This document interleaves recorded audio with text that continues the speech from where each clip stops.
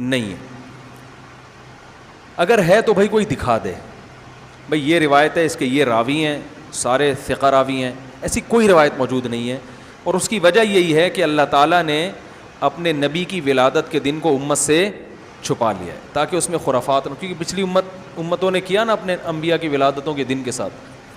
لیکن اگر فرض کر لیں, لوگ بحث کرتے ہیں نہیں جی فلاں نے لکھا ہے تو فلاں نے لکھا ہے, چلو مان لیا کہ 12 ربیع الاول نبی کا یوم ولادت ہے, تو ہمیں رسول اللہ صلی اللہ علیہ وسلم کی سیرت میں یوم ولادت پہ کیا کرنا ملتا ہے؟ احادیث صحیحہ سے صحیح حدیث ہے کہ نبی صلی اللہ علیہ وسلم پیر کے دن کا روزہ رکھتے تھے.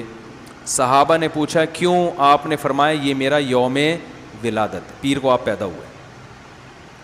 اب دیکھو, پیر کو نبی نے روزہ رکھ کے یہ بتا دیا کہ اس میں عید کا تصور نہیں ہے, کیونکہ عید اور روزہ جمع بولنا پڑے گا آپ لوگوں کو, جمع نہیں ہو سکتے. اب اس کو سیلیبریٹ نہیں کیا جا سکتا.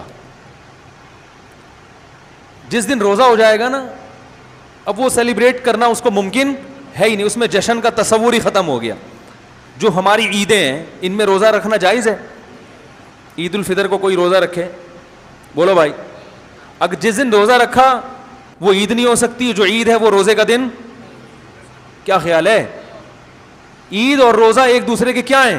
اپوزٹ. کیونکہ عید ایک خوشی کا دن ہے اور اس کو سیلیبریٹ کرنا ہے, تو سیلیبریٹ جو کیا جاتا ہے کھا پی کے کیا جاتا ہے یا بھوکا رہ کے کیا جاتا ہے؟ دیکھو آپ کے بچے کا